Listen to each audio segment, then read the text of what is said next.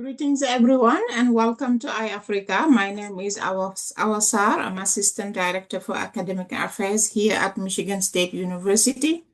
And Eye on Africa is our bi-weekly seminary series. So we're very delighted today to have Dr. John Arne Fleshner as our speaker. And I'm going to give a brief introduction and then I'll pass it over to John. So Dr. Arne Fleshner is an associate professor of history in the Residential College in the Arts and Humanities at Michigan State University.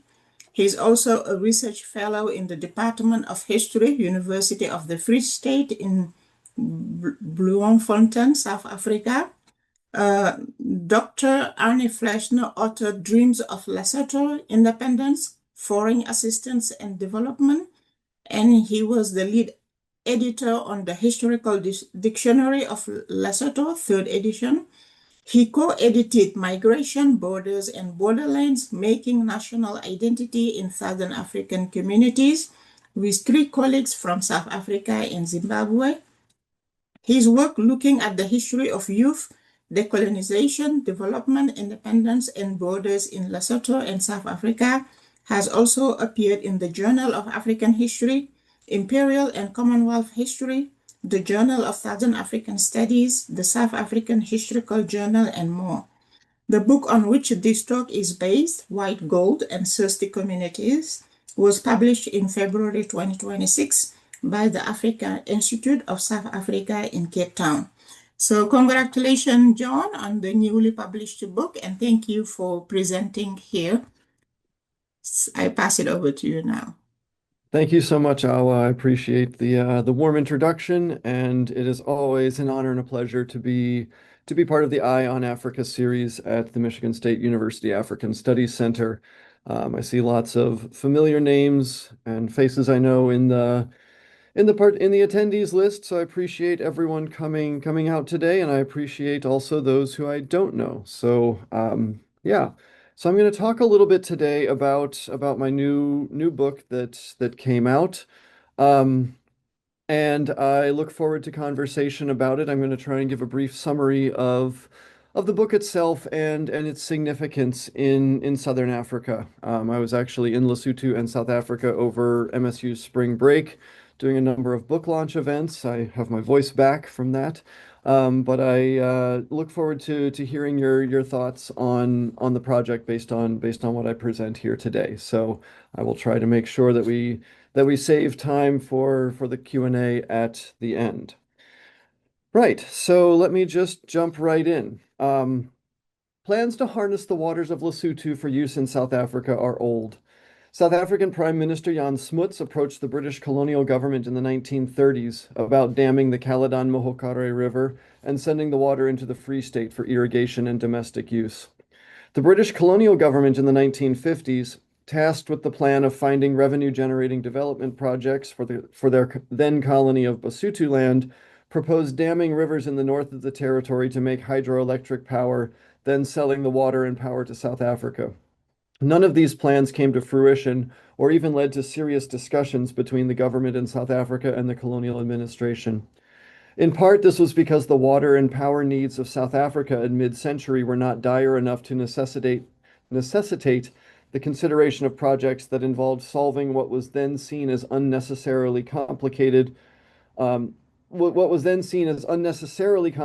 technical and geopolitical problems. These needs also could not overcome the suspicion that apartheid South African officials post-1948 had for projects that started in the offices of British colonial planners.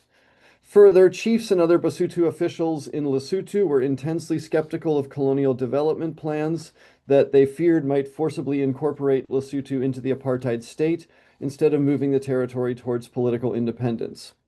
Thus, it was not until Lesotho's 1966 independence that South African authorities started to have serious discussions about the possibility of purchasing water and/or electric power from a project in Lesotho. When these discussions first came up in late 1966, just months after Lesotho's formal political independence, the apartheid regime under new Prime Minister John Vorster was in the midst of reevaluating its foreign policy following the assassination of Prime Minister Hendrik Verwoerd, an event that came less than a month before Lesotho's independence declaration. As part of a push to find relatively sympathetic African diplomatic allies, Forster's ministers were intrigued with the possibility of partnering with the Lesotho administration, led by Prime Minister Leopold Jonathan, who had come to power promising to work constructively with the apartheid regime. So this talk will sketch out a few details of the 20-year negotiation process from 1966 to 1986 that led to the signing of the Lesotho Highlands Water Treaty. In the years since then, the Lesotho Highlands Water Project has been constructed, and it currently consists of two major dams, Katsi and Mohali Dam. You see the construction of Katsi Dam here on the pictures. Over 120 kilometers of underground tunnels that deliver the water from these reservoirs under two watersheds to the Vaal River system that supplies Johannesburg and southern Gauteng Province, South Africa's economic heartland, with around 40% of its potable water. This will rise to around 60% after 2030 when the third dam, Potihadi, which is currently under construction, comes online. The project currently delivers around 800 million cubic meters of water to South Africa, an almost unfathomably large number that will rise to 1.2 trillion cubic meters a year, cubic meters a year after 2030. And just for frame of reference, 1 cubic meter contains 1,000 liters of water. The project is a technical marvel. It works as advertised. The tunnel system, which started delivering water in 1998, is still structurally sound enough that the addition of another 50% capacity by 2030 won't stress the original construction.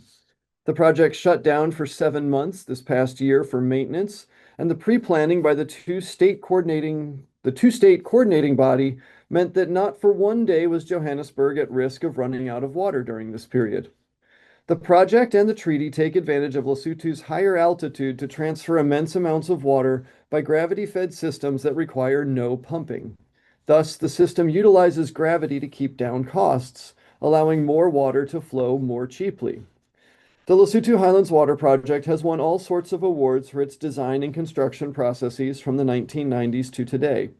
It ensures that Johannesburg residents have continually flowing water from their taps, even in the depths of the dry season of winter, and the Lesotho government receives a hefty compensation package that is ballooned to over 3 billion rand a year, or around $200 million.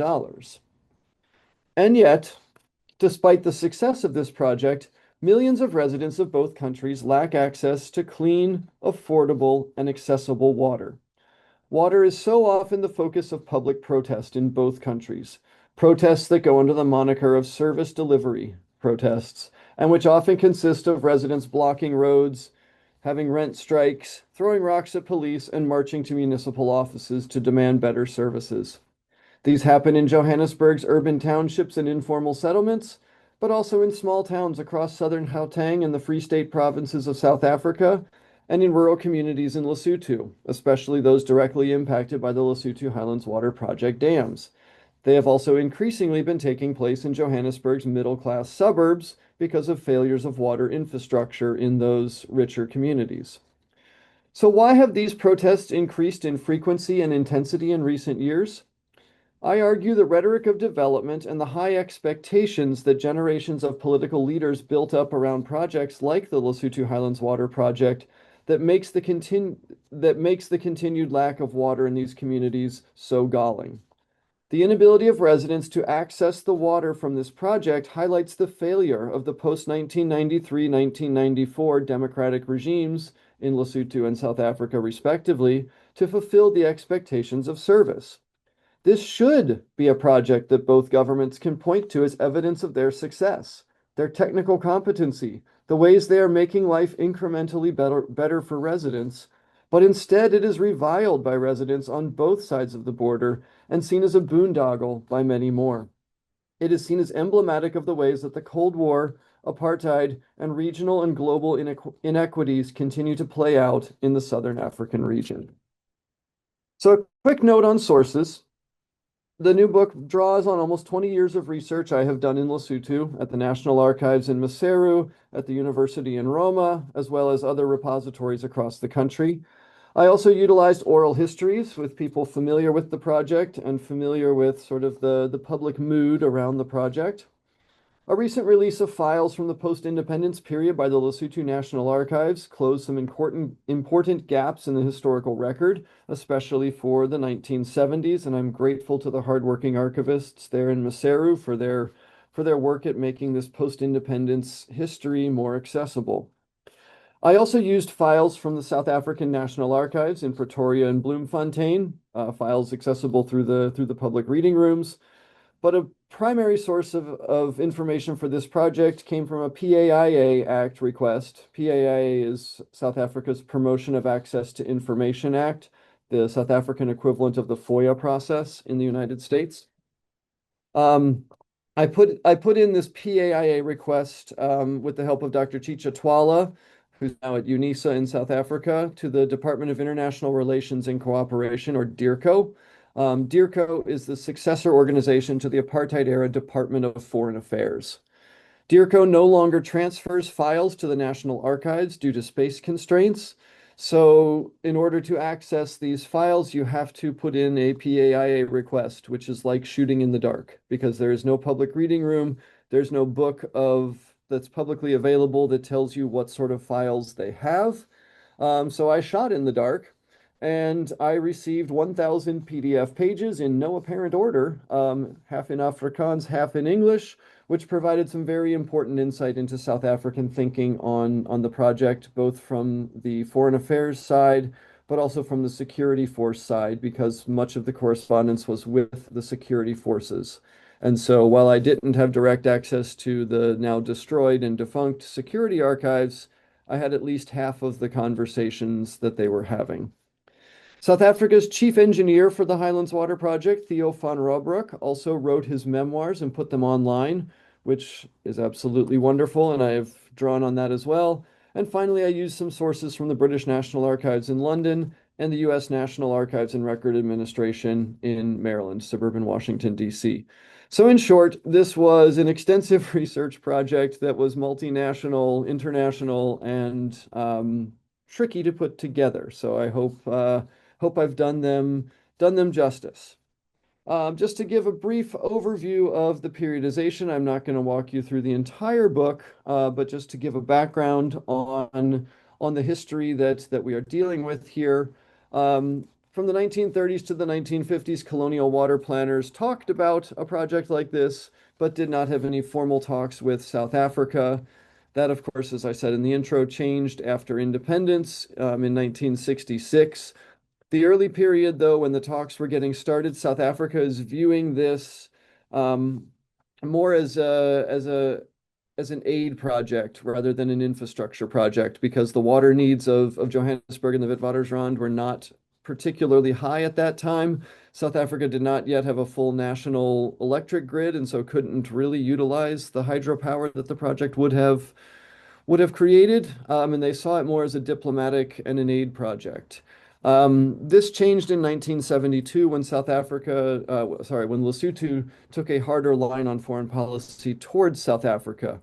Jonathan and the Lesotho government stopped being supplicants of the South African apartheid regime because they were not getting the development assistance that they wanted. See my first book for that full story.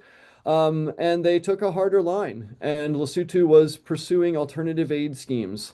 They went to the Scandinavians, they went to the Americans, they went to the West Germans, and got funding for studies into how they could best utilize water and hydropower locally.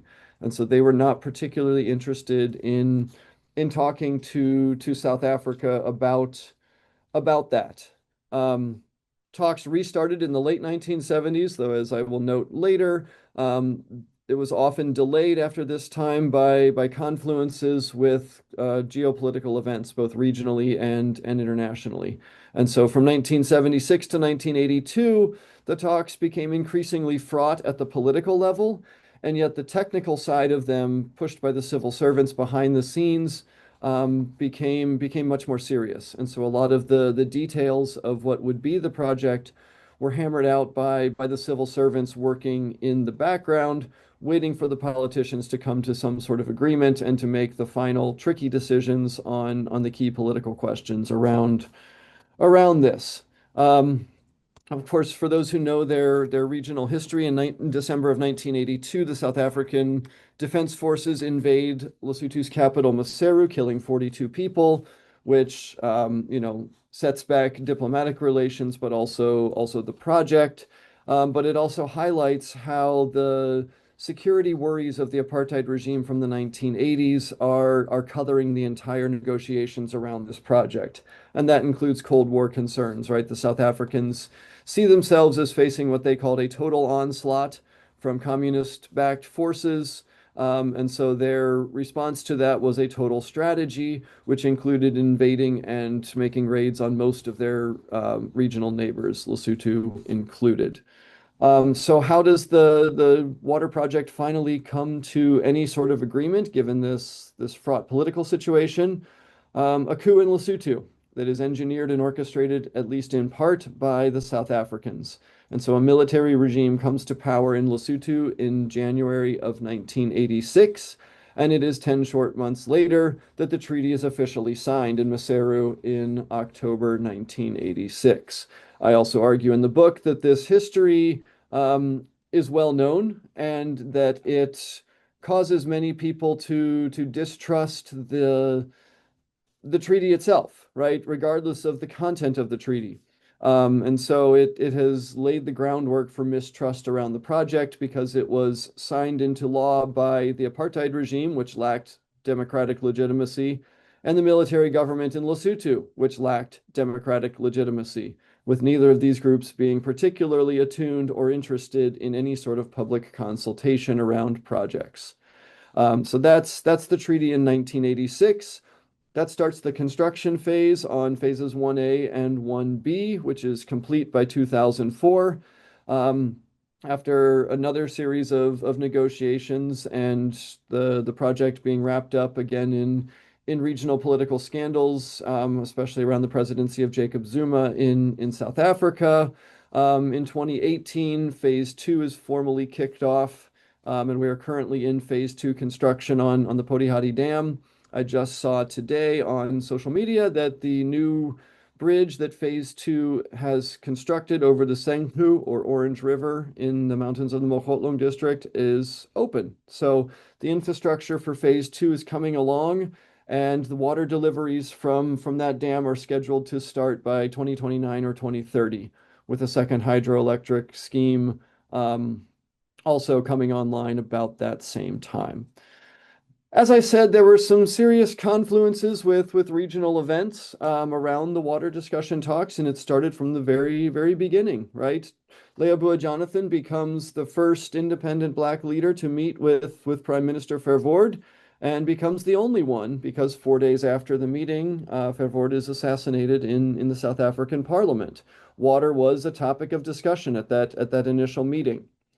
In 1976, just as water talks are scheduled to resume for the project between Lesotho and South Africa, a South African delegation is coming to Maseru to finalize those details and to make a grand public announcement. This includes the South African Minister for Water, Bram Raubenheimer. They arrive in Maseru. They are greeted with much fanfare at the border. There's a cocktail reception that evening where everyone who is everyone in Maseru shows up, from the bishops to the diplomats to the civil servants to the cabinet ministers. The only people not there are the king and the prime minister for reasons of protocol. But then the next morning, instead of going on to this grand public announcement, the Lesotho delegation quietly escorts the South Africans back to the border and sends them packing home. Why is that? Because this was June 18th, 1976, 2 days after the Soweto uprising had started, and the full scale of that is coming into view in Maseru, and the Maseru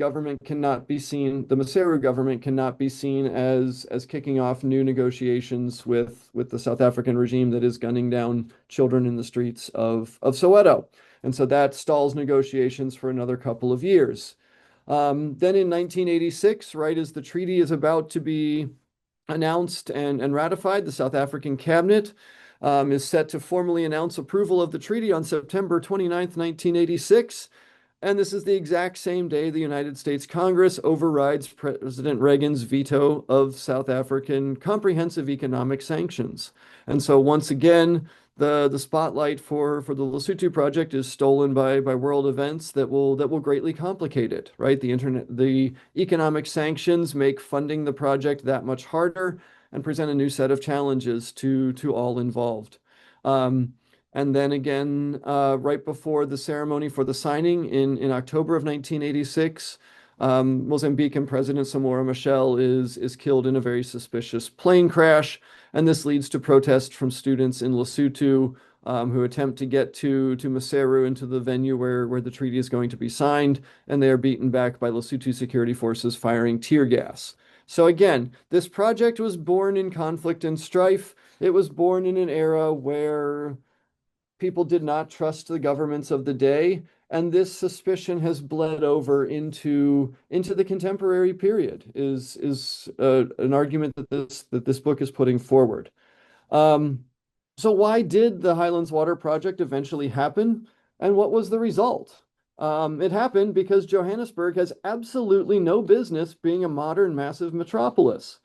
It is not located on a major source of water, but rather on a watershed.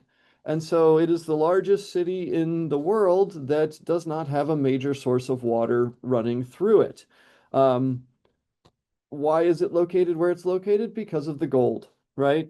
It's on the Witwatersrand, the White Waters Ridge, which sends water to the north to the Indian Ocean and to the south and west to the Atlantic Ocean. As the South African economy boomed, especially in the 1970s, 1960s, and 70s, and the price of gold spiked as currencies floated on the international market, and investors looked to gold as a safe space to park money, the water use on the Witwatersrand increased much faster than planners had planned. The Republic of South Africa government needed Lesotho more than they had figured by the mid to late 1970s. While they did have an alternative, they had multiple alternative plans. But the biggest one of these was the Orange Vaal Transfer Scheme, which would have constructed dams on the Orange River in South Africa downstream from Lesotho and pumped the water back uphill to the Vaal watershed. This was going to be prohibitively expensive. And that didn't even account for the security that would have been required in the 1980s to guard a vital pipeline like this over the hundreds of miles that it was going to have to run from the ANC sabotage campaign. And so, with the ironic help of the World Bank to evade sanctions and orchestrating a military coup in Lesotho to finally evict the ANC in exile from the territory, the treaty became a reality. And that's when the trouble really started for rural Basotho communities. Yes, the project brought infrastructure and transport to the mountains. This is the road in 1988. This is that very same location, the road in 1993. That is a massive upgrade. But in addition to infrastructure, the project also brought pain and heartache and hardship. It brought, as Yvette Braun has well documented, an increase in gender-based violence and exploitation to mountain communities. As well-paid Lesotho Highlands Water Project workers exploited the poverty of local communities for domestic services, which included actual domestic services and also, in many cases, sexual favors. The whole country, and especially the communities in the most impacted areas, bear the brunt of these problems, with increased HIV/AIDS rates, STD rates rising, and more out-of-wedlock children.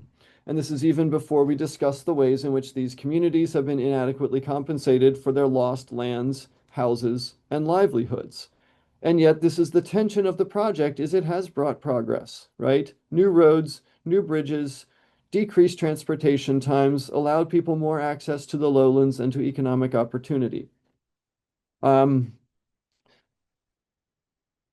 And it's brought massive changes to a lot of these communities. There's an amazing set of pictures that I received from the late Dr. Stephen Turner, who has graciously allowed me to use them in the book, which you are seeing on the screens here. The Lesotho populace, though, since the Lekhanya military government of 1986 and beyond, saw the Lesotho government as being in the pocket of South Africa and being in the pocket of those revenues that come with the Lesotho Highlands Water Project. So they conclude that the treaty was, by its very nature, unfair.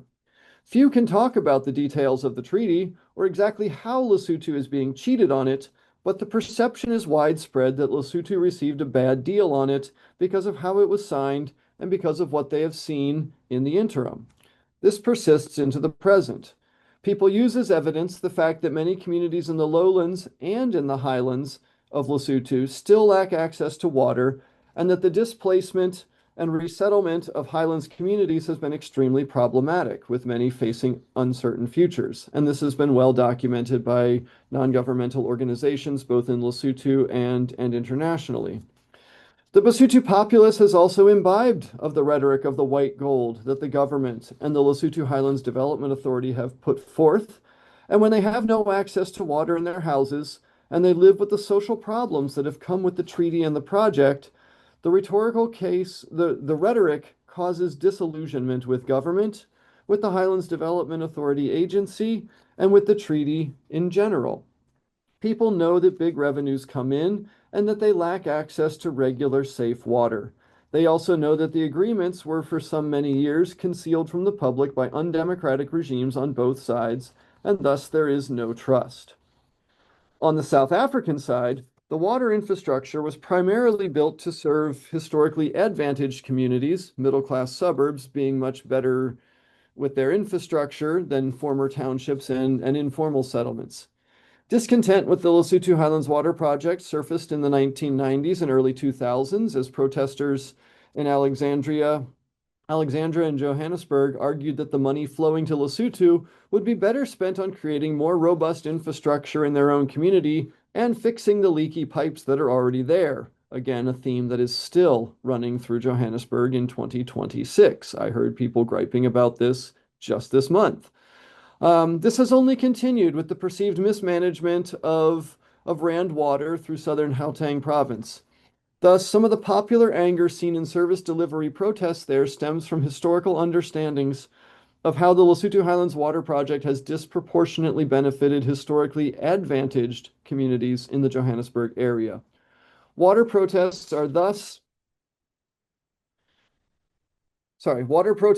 seen as being both about anger at the current coalition governments that have let Johannesburg's infrastructure decay, as well as the historical wrongs that were not addressed in the Lesotho Highlands Water Treaty and won't be addressed in the LHWP's Phase 2 new water that will be coming to Gauteng starting around 2030, a time period long delayed in part by the state capture era under President Zuma. The shadows of apartheid, the Cold War, military rule, security force dirty tricks, bribery and public scandal, and post-1994 mismanagement are all around, and those who are seeing them are not seeing ghosts. Rather, they're seeing the all-too-real historical legacies of inequitable treaties in their daily lives, and in the government services that are still lacking from their communities, whether because of apartheid-era histories or because of the history of contemporary mismanagement. No longer a labor reserve as it was in the apartheid era, Lesotho is now a water reserve, and its citizens still lack the services they have been calling for since independence. The same is true of South Africa. Thank you. Many thanks to my research collaborators and colleagues along the way, and those who have helped out with funding, including the African Studies Center. And yeah, I saw the chat was blowing up while I was talking with introductions, which is wonderful. And I'd be happy to hear questions from people on the presentation. Thanks again for coming. Thank you very much, John, for a very informative talk. And people can ask questions. Just raise your hand and you'll be allowed to ask your question directly. You can also type it. I don't know what happened today. There is no Q&A, but feel free to type your question on the chat or just raise your hand and you'll be allowed to speak.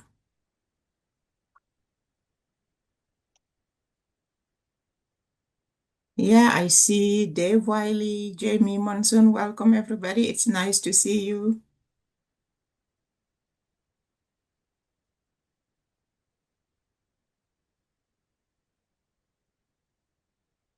Thank you, Salah. Appreciate you being here.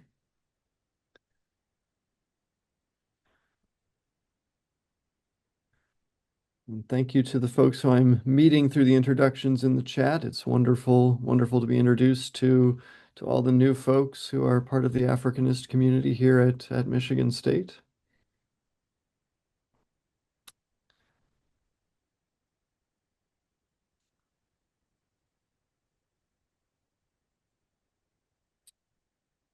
Okay, Leo, would love to hear from you. Do I have to do something to allow Leo to ask a question? I will allow Okay. him. It's just different today. I don't know what's, Well, technical issues, it I happens. don't, uh, Mike, can you allow him? I somehow can't.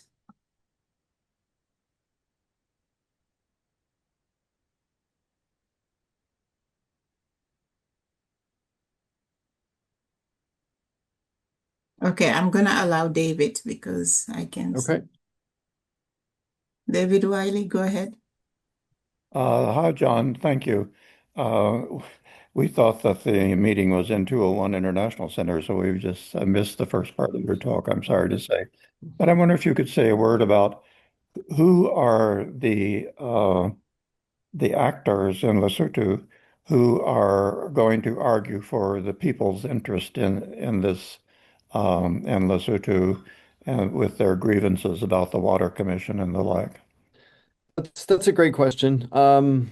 Thanks for that, Dave, and sorry for the miscommunication about location. Um, so there's a strong coalition of NGOs and civil society organizations in Lesotho that have grown up, especially around this water project. The Transformation Resource Center in Maseru started off as an anti-apartheid organization and has transformed itself. In the independence in the post-apartheid era into an advocacy group, and so they have done a lot of the interviews with folks and advocacy for folks, especially those who were displaced by phase 1A and 1B, which were particularly badly mismanaged. And still work in those communities working for justice. And so they do great work locally. And they also partner with international organizations like International Rivers, which is an anti-large dam advocacy organization. So there's a strong civil society presence. That said, the Highlands Development Authority has been very well insulated from any sort of public pressure. It has become a very political and politicized body, with a lot of its appointees being very well connected to top echelons of political and economic power in both countries, really. And this body has very nice PR. It has great people working for it, but it has sidestepped a lot of its responsibilities. Um, so one of the things that the treaty called for in 1986 was for a reevaluation of the treaty 15 years after the fact, and then at 10-year intervals. This has never happened. And so that's one reason why people assume that the treaty is terrible, when in reality, the treaty is actually fairly decent. The treaty allows for the things that civil society actors have been pushing for. There's nothing in the treaty that disallows, and in fact, there are explicit clauses that allow for local communities to use the water, for Lesotho to promote tourism, to promote fisheries, to promote irrigated agriculture with the water. And none of this has happened, which leads to a lot of the dissatisfaction. That said, and one thing that I was emphasizing in my presentations in South Africa was that there has been progress, right? The for starting next month in April 2026, there is going to be a renegotiation of the Highlands Water Treaty. And so, there's progress on things, right? There have been infrastructure projects that are building lowlands water project dams in Lesotho that are better supplying communities there with water, right? Key towns like Roma and Morija and Maseru have much better access now than they did 20 years ago. And these dams have been built with better environmental protections, better social protections for communities, better historical preservation around lost archaeological sites. So this is not entirely a story of gloom and doom. It's one of public anger, but there has been progress. And so I'm trying to thread that needle in telling the story. And that was a very long answer to a short question. So Uh, thank you for that. And that it does kind of answer some of Kurt Dewhurst's questions about the reactions I received on the book tour in South Africa and Lesotho. Everyone in Lesotho wants to talk about this. It was an amazing reception at the National University there when I talked to people. But I think the important, and that's important work, but another part of this work that I really, really wanted to do was to introduce this to South Africans, because a lot of folks in Johannesburg don't know where their water comes from, and they don't understand the incredibly complex transfer systems that supply the city that doesn't belong to exist where it does with that water. And this isn't the only cross watershed transfer project. There's one that comes from the South African side from the Tugela River as well. It's just an incredibly complex system. And it's one that folks don't appreciate when they're, understandably angry about the water shedding, as they now call it, right? The planned water outages that are taking place across Johannesburg. So there was a great reception. The book launches were fabulous affairs and ended up with long conversations deep into the night about water and infrastructure and history. So It's wonderful that you've taken on this project, which combines a public interest issue that needs addressing with academic work. Congratulations on getting it published in your book. Thank you. thanks, Dave. I appreciate that. And I deliberately went with the South African press for that very reason. I said this book needs good distribution across South Africa and Lesotho and across the SADC region. And it needs to be affordable to local folks there. So it needs to not be published in a price that's in US dollars, which makes it increasingly unaffordable for most people in the region. So if you're ever in South Africa, pop by an exclusive books and pick up a copy, 330 Rand for retail. So, Okay, great. yeah, thanks. Leo. Okay, well, thanks a lot, John. And I enjoyed the talk and congratulations for publishing this book. And not too long after your last book that Yeah, you thank you. published. And no, this is really interesting, especially for Southern Africa in terms of resource sharing. Then I think there are under SADC, there are agreements to share electricity, for instance. Yep. But for water, what sense did you have about how common this is in the region? And I was also interested about the conflict that surrounded and around that time and the regional politics, geopolitical dynamics of it. If you can elaborate a little more how they played into the current state of suspicions and unhappiness among people from Lesotho. Yeah, I think you're right to point to that, right? The context in which this was signed. And yet, what I found in doing the research was that a lot of the politicians were doing their homework. I uncovered an obscure article by a colleague and friend from Lesotho who showed that the Lesotho government, in fact, went surreptitiously to Lusaka, Zambia at one point to talk to Oliver Tambo and the ANC leadership to make sure that they were okay with the Jonathan government continuing on with water talks, right? So folks were being careful about making sure that they had sign off from what was seen as sort of the government in waiting, right? And this is the mid 1980s, so it's not assured that the ANC is coming to power, right? This is sort of the depths of the township uprisings that are going on, the worst of South African crackdowns. There's no end in sight to apartheid at this period, and yet the Jonathan government is saying, hey, is it okay that we might be close to cutting a deal on this project? And Tambo and the ANC sign off on it and say yes, because we see this as being beneficial to a future democratic South Africa. So the irony too is that folks are planning ahead and looking towards some of these considerations, but then the structures mitigate against any sort of popular trust, right? Because undemocratic regimes are not doing public consultation, right? The only public consultation, as I showed in the pictures, is happening after the fact, right, with impacted communities. And then you have functionaries coming to say what is going to happen and explaining things rather than saying, how might you want to benefit from this, right? And then after the project comes to fruition, there are a number of community funds set up. The World Bank is very insistent that there has to be a community project fund Yeah. for impacted communities in Lesotho. And it becomes absolute political corruption, right? MPs are using the money, members of parliament are using the money for their pet projects. It is not getting to these rural communities, and so they are stuck with looking at the reservoirs out their front doors and being unable to access water, still having to carry it from springs, still getting sick when it gets contaminated by animals or low water in the winter, right? And so this leads to a profound frustration, especially when the governments are touting this, right? The Lesotho government, the tourism board is always putting out these beautiful pictures of the water, right?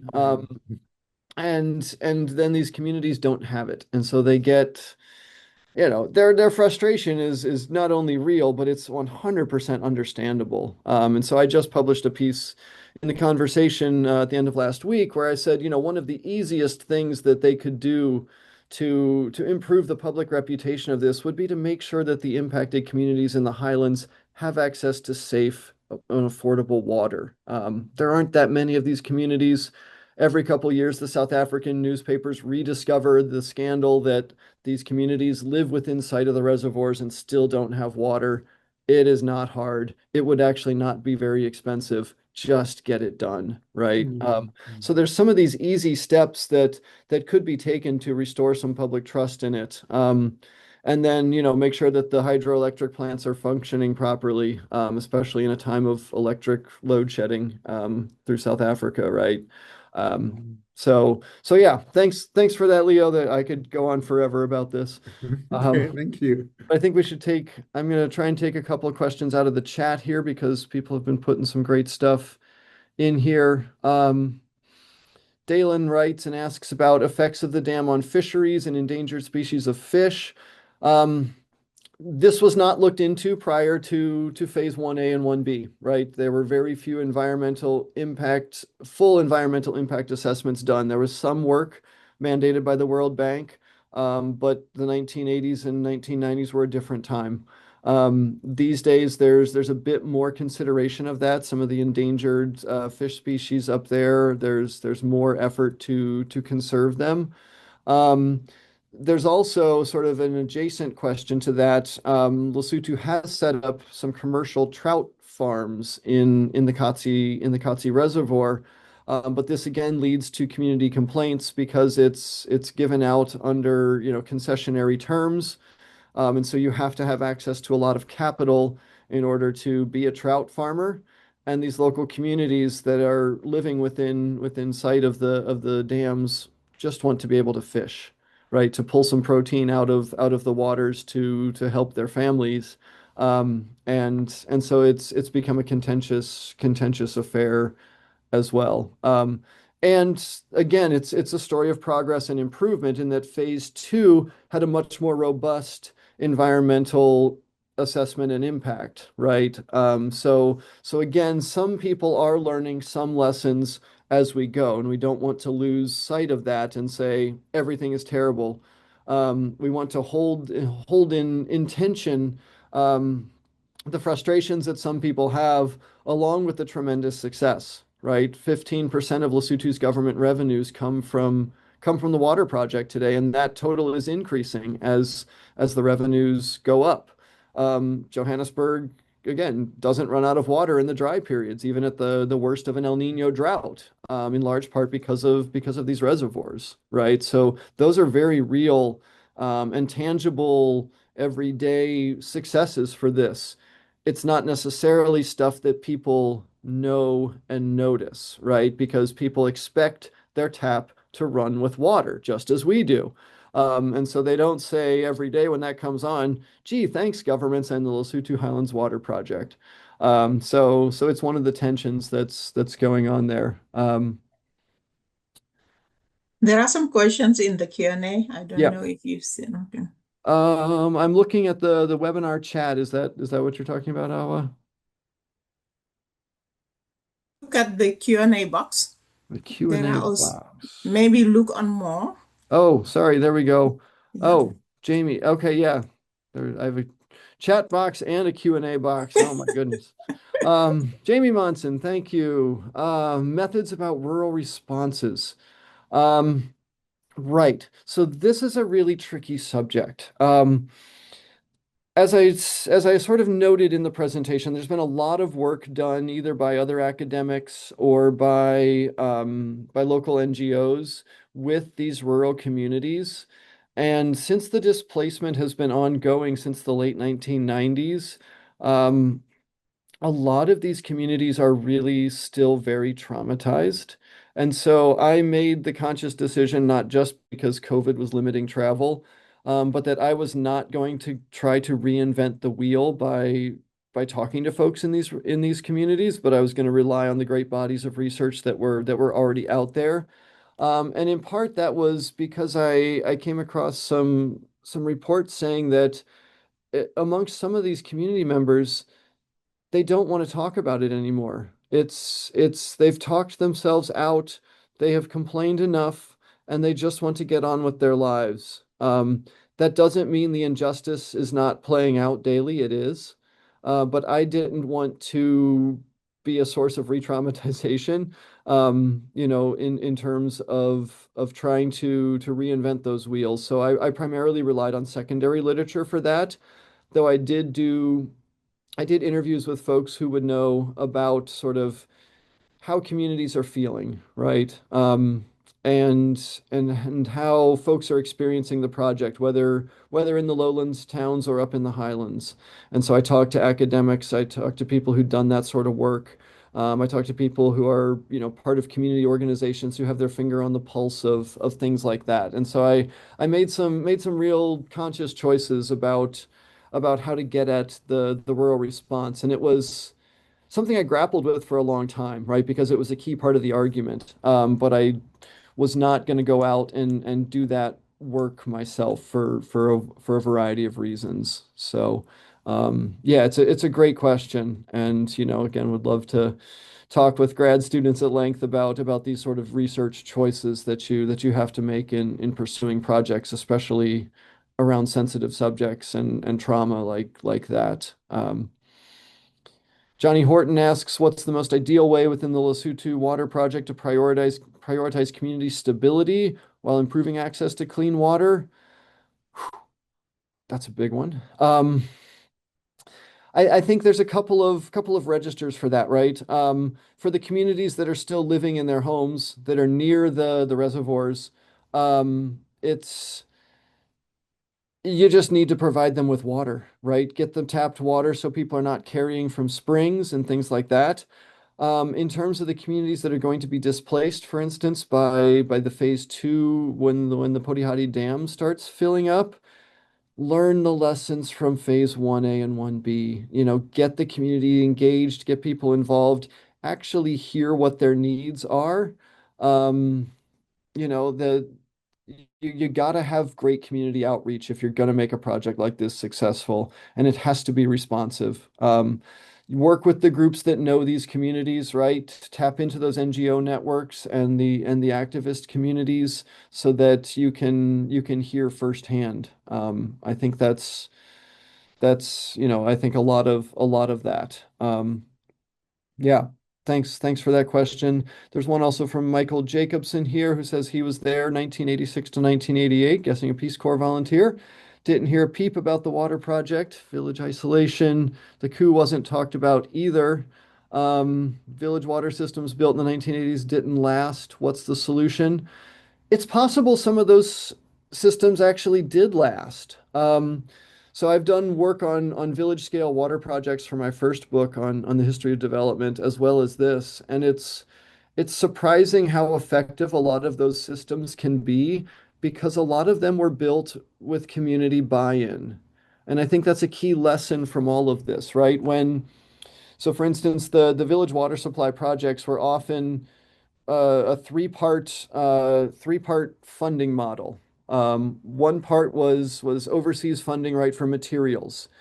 Part two was Lesotho government funding to get the materials to the community, And part three was community volunteer labor to build the system, right? To dig the pipe, to dig the trenches for the pipes, to show where the tap is going to be built, to mix the concrete, to put it all in place. And when you have that buy-in, people upkeep it because it matters. They understand the difference between having that communal tap and having to walk 45 minutes to the spring and get water of dubious quality, right? So I think that community buy-in, yeah, there's still communities that lack this, right? And so part of the answer is that those were politicized projects, right? They were given to preferred communities, those that were supporting the government or who had chiefs and headmen who were well connected, and then there were communities that did not. So for the ones that have it, they work hard to keep it because they understand the value of it, but it's been uneven access. So I think that's part of the answer, at least in rural Lesotho.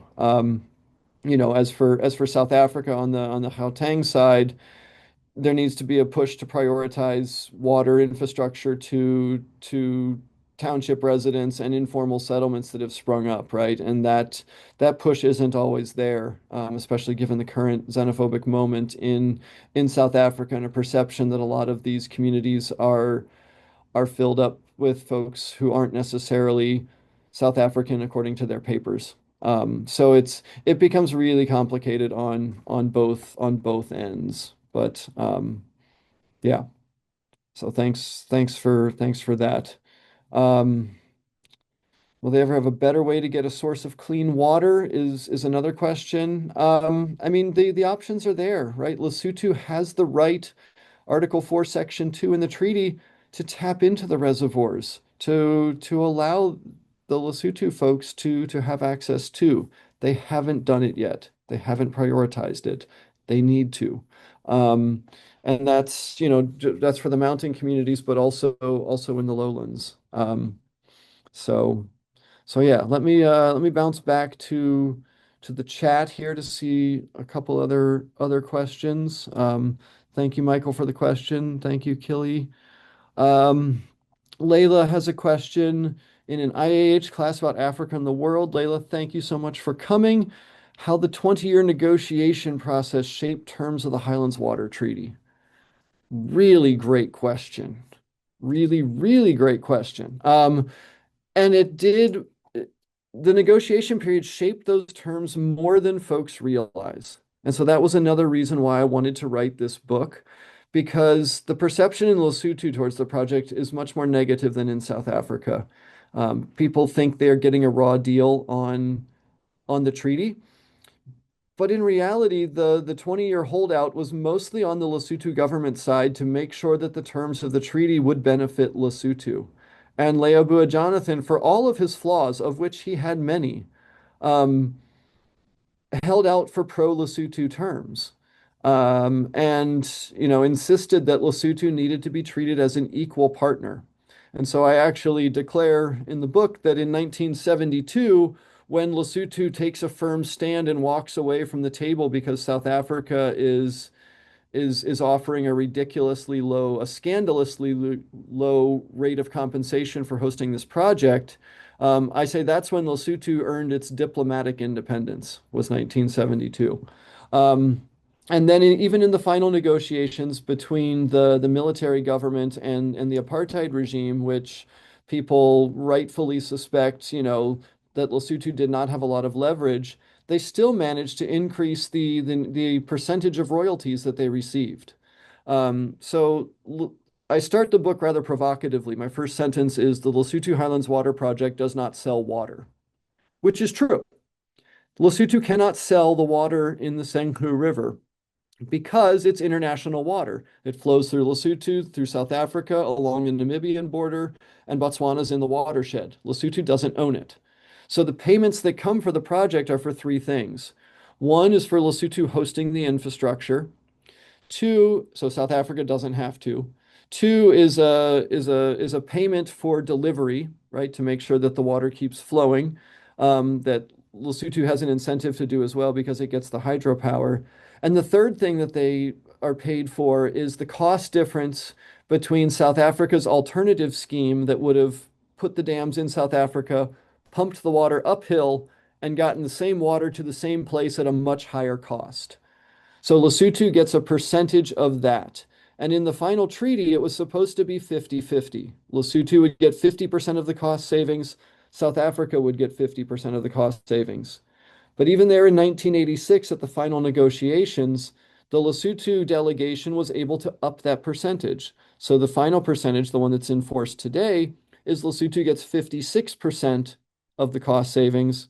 South Africa keeps 44% of that cost savings.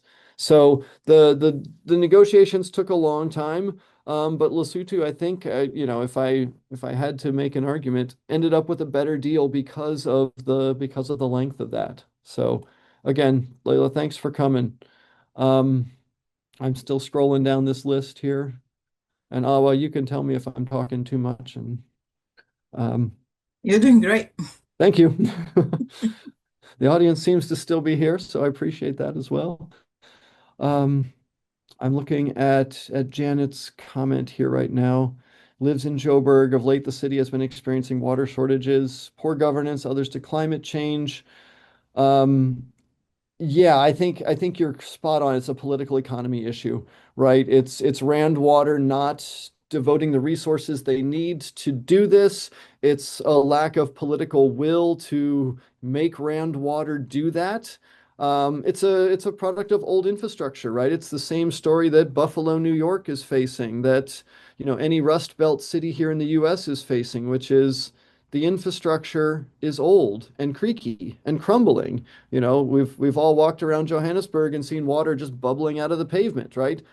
A good percentage of that is Lesotho's water. Fix those pipes, don't have these bubble outs, and people will be a lot happier with the project. People aren't happy spending money on a project that they see as wasteful. And when they see water that is not flowing to their house, running down the street by the liter, by the liter, by the liter, they get angry, right? So it's totally a political economy issue, and it's wrapped up in the coalition politics of South Africa at the moment, which of course, if you live in Joburg, I don't need to tell you about that, Janet. But thanks for the question. Brian has a question about the role of Lesotho's Geological Survey and Mines Department and their role in the larger political scene. I don't have any specifics on those departments, but the water affairs folks behind the scenes, as I say repeatedly in the book, are the ones pushing this project forward, right? Especially on the South African side, the water planners are the ones who realize that day zero, as it's come to be called, right, the day when the community runs out of water, is coming, and it's coming quickly, right? It's in fact moving forward when you want it to be moving backward, right? You want it to be further out. But through the 1970s and then especially the 1980s, the water planners are seeing day zero coming, and quickly, because again, the economic productivity of the Gauteng region is increasing, which is increasing the need for water, both from mining, manufacturing, residential, all of the uses there. And so the civil servants are really doing sort of heroic work in the backgrounds while these ugly political and geopolitical struggles at the political level are playing out. And they do, as much work as they can. They create their own bodies that are separate from the politicians to make as many of the technical decisions as they can. And then they get to a few points where they have to say, look, this is no longer a technical decision. This is a political decision. We have done the work. Here's the report. You all on the political side get together, make a choice. Once you do, we're right back at it. So it's a really interesting thinking about the various sort of arms of government as well. So yeah. Thanks to Shanghai for the comment. Fikadu, you're not wrong that water is a very big topic, not just on the African continent, but especially apropos to the Ion Africa series. I mean, the big dams in Ethiopia, right? The Grand Renaissance Project is highly controversial between Egypt, Sudan, and Ethiopia at the moment, right? Water is only going to become more important as the 21st century progresses. Yeah. Paul, appreciate your comment. Thanks for being here.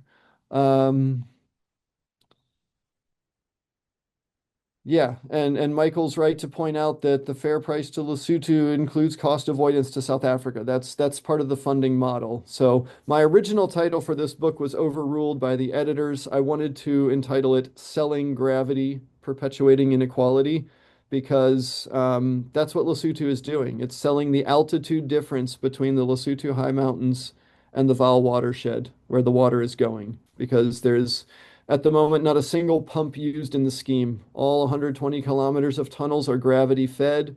They just open the gates and the water flows.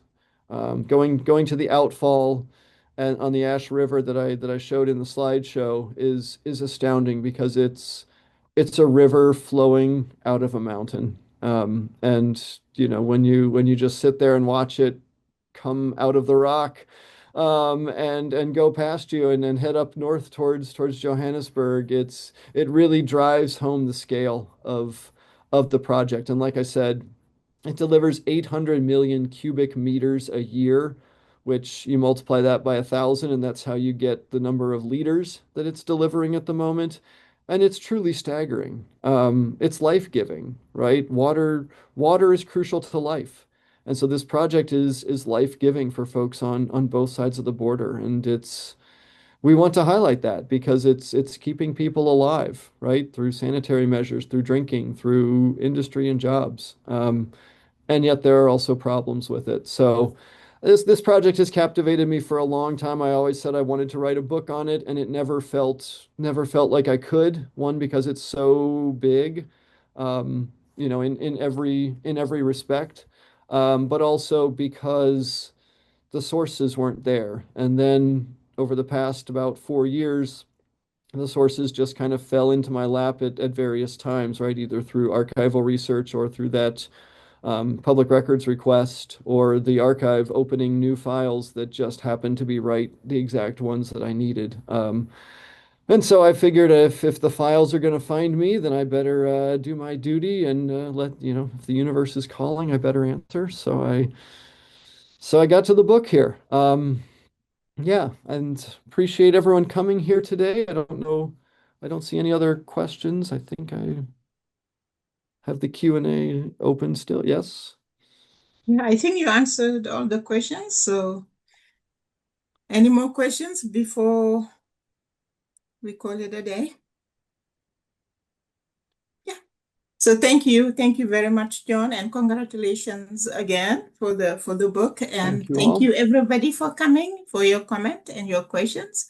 We'll see you next time. And if you have any other follow-ups, don't hesitate to reach out. I'm here at MSU. Just Google Lesotho and MSU, and you'll probably find me either at my official address or my social medias, which are also deeply enmeshed with Lesotho. So, yeah, thanks for taking the time, everyone, and thanks Awa and Leo and Michael for hosting me here. Appreciate it.